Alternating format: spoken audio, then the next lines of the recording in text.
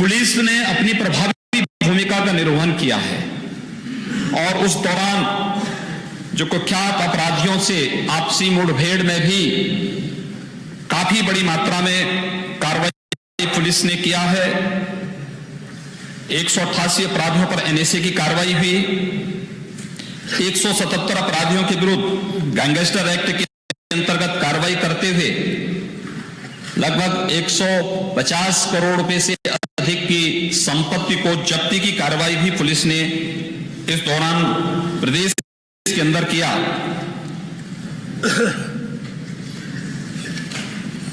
Police की जो व्यापक कार्रवाई हुई है, इसमें अवैध आग्नेय शस्त्र भी पुलिस ने बरामद किए, जिनमें फैक्ट्री निर्मित बंदूक 106, pistol 97, revolver 57, rifle 74, SLR 1, carbine 1, बड़ी मात्रा में कारतूस और डेटोनेटर बरामद हुए हैं। देसी निर्मित बंदूक भी 141 बरामद हुई, पिस्टल 12,732 बरामद हुई, रिवाल्वर 527 बरामद हुई, राइफल 105 बरामद हुई, स्टेन गन 3 बरामद हुई और अन्य तमाम प्रकार के अन्य आग्नेय अस्त्र भी उन माफिया और आपराधिक गिरोहों से पुलिस ने बरामद करने में सफलता प्राप्त की। 303 की जो राइफल थी 58,547, इसके बदले हम लोगों ने आधुनिक इंसास राइफल पुलिस को उपलब्ध करवाने में भी सफलता प्राप्त की है। प्रदेश के अंदर इस दौरान आतंकवादी जो निरोधक दस्ता है ATS, इसके स्ट्रेंथनिंग की कार्रवाई भी हुई। वर्षों से जो इसमें जो इनकी मांग के अनुरूप पदों का सृजन होना चाहिए था, 316 पदों का सृजन वहां पर प्रदेश ने किया। बजट आवंटन की कार्रवाई हुई, साथ साथ ATS की कार्रवाई में ISI से लश्कर-ए-तोयबा, बबर खालसा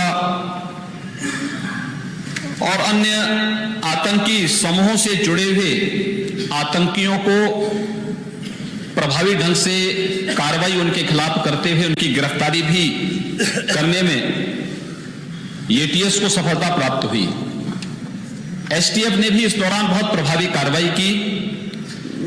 STF के पुनर्गठन की कार्रवाई भी हम लोगों ने की, जिसमें 267 जो अतिरिक्त पद सृजित होने थे, उस कार्रवाई को पूरा करते हुए उनकी जो अन्य आवश्यकताएं थी, उन आवश्यकताओं को पूरा करते हुए बहुत प्रभावी कार्रवाई STF ने इस दौरान की, जिसमें 706 कुख्यात अपराधियों की गिरफ्तारी, 57 पुरस्कार घोषित अपराधी, इसमें उनके खिलाफ भी कार्रवाई हुई और STF की कार्रवाई में 5 दुर्दांत अपराधी भी मुठभेड़ में STF के हाथों मारे गए और अन्य तमाम प्रकार की कार्रवाई जो प्रदेश के अंदर संगठित अपराध को नियंत्रित करने के लिए हो सकती थी, STF ने इस दौरान किया और इस दौरान 846.63 किलोग्राम चरस,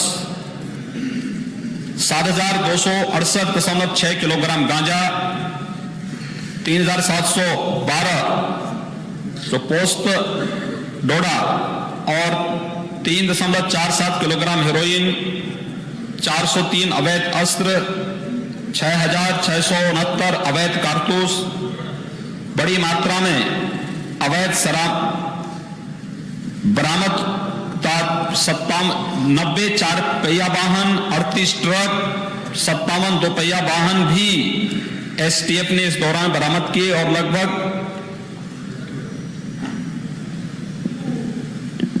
95,62,400 रुपए भी STF ने इस दौरान बरामद किए।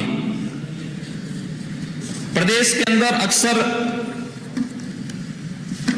कोई भी प्राकृतिक आपदा आती थी तो हम लोगों को NDRF पर या फिर आर्मी पे निर्भर होना पड़ता था। पीएसी की जो फ्लड यूनिट थी लगभग प्रदेश के अंदर समाप्त कर दी गई थी। हम लोगों ने फिर से एक प्रयास किया है, प्रदेश के अंदर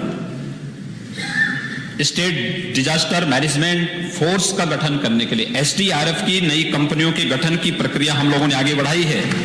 और इसमें जैसे किसी भी प्रकार की प्राकृतिक आपदा प्रदेश अपनी पुलिस और अपने फोर्स के माध्यम से उनसे निपटने में सक्षम हो सके, और ये कार्रवाई हमारी आगे बढ़ चुकी है। उनकी कंपनियों की ट्रेनिंग इस समय वर्तमान में चल रही है।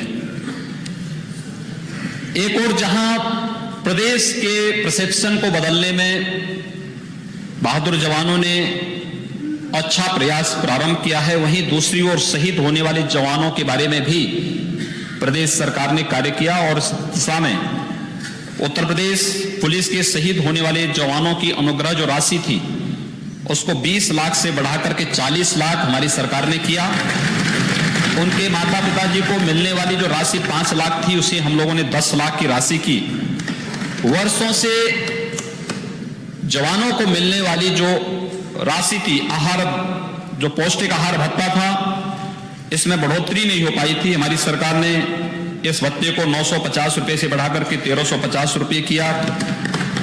मुख्य आरक्षी और आरक्षियों को 1050 से बढ़ाकर के 1500 किया, और उप निरीक्षक और लिपिक संवर्ग के लिए 900 से बढ़ाकर के 1200 रुपए इस व्यवस्था को किया। जो डीजीपी की प्रशंसा जो मेडल हैं इनको भी 200 से बढ़ाकर के 900 इनकी संख्या की गई है पूरे प्रदेश के अंदर, जिससे अधिक से अधिक लोग इससे लाभान्वित हो सकें। और मुझे बताते हुए प्रसन्नता है कि उत्तर प्रदेश पुलिस को इस दौरान, एक वर्ष के दौरान देश के अंदर 4 अवार्ड भी प्राप्त हुए हैं, जिसमें FICCI award for best practices in smart policing 2017 में, police excellence award Uttar Pradesh police को मिला है, social media for empowerment digital enabler award यह भी उत्तर प्रदेश पुलिस को प्राप्त हुआ है। पुलिस के जवानों के लिए भी जो अन्य सुविधाएं होनी चाहिए थी, इसके लिए भी हम लोगों ने प्रदेश के अंदर कार्य किया। उनके 10 साधारण बैरक, 7 क्राइम ब्रांच, 87 महिला बैरक और 2 महिला प्रशासनिक भवन, 13 थानों के प्रशासनिक भवन, 195 हॉस्टल, 2 पुलिस चौकी प्रशासनिक भवन, 11 अग्निशमन केंद्र, 100 आवासीय भवन, 46 आगंतुक कक्ष तथा अन्य कुल 523 भवनों के कार्य को भी इस दौरान उत्तर प्रदेश पुलिस की दिशा से बना करके पूरा किया गया। और मुझे बताते हुए प्रसन्नता है कि भारत सरकार ने देश के अंदर जो टॉप के सबसे बेस्ट जो 10 थानों का चयन किया था, उसमें से 2 उत्तर प्रदेश के थाने थे, जिसमें एक लखनऊ का गोडब्बा थाना यह तीसरे नंबर पर रहा, और दूसरा मैनपुरी का गिरोड़ थाना। यह 2 थाने भी देश के अंदर सर्वोच्चम थाने में माने गए। प्रदेश के अंदर इस दौरान बजट में भी हम लोगों ने कुछ व्यवस्थाएं करने का प्रयास किया है। खासतौर पर अक्सर हमारे माननीय विधायकगण एक बात की चर्चा करते थे कि अग्निशमन की दिशा से फायर टेंडर की स्थापना हो। ये सीजन है, रोज अग्निकांड की घटनाएं हो रही हैं, और मुझे बताते हुए प्रसन्नता है कि इस बार हम लोगों ने प्रदेश के अंदर 130 तहसीलें ऐसी है जहां पर फायर टेंडर नहीं है। हम इस बजट में 52 तहसीलों में फायर टेंडर की स्थापना करने जा रहे हैं। उसके लिए धनराशि की व्यवस्था हम लोगों ने कर दी है। हम लोगों का प्रयास है कि प्रत्येक थाने में बेहतर पुलिसिंग के लिए उनके पास अच्छे वाहन होने चाहिए, और इस बार हम लोग हर थाने में 2-2 वाहन उपलब्ध कराने जा रहे हैं, जिससे जनता को बेहतर सुरक्षा उपलब्ध कराने में पुलिस सफल हो सके। विधि विज्ञान प्रयोगशालाओं के निर्माण की कार्रवाई के लिए भी हम लोगों ने प्रदेश से बजट में बेहतर व्यवस्था उसमें उपलब्ध करवाई है।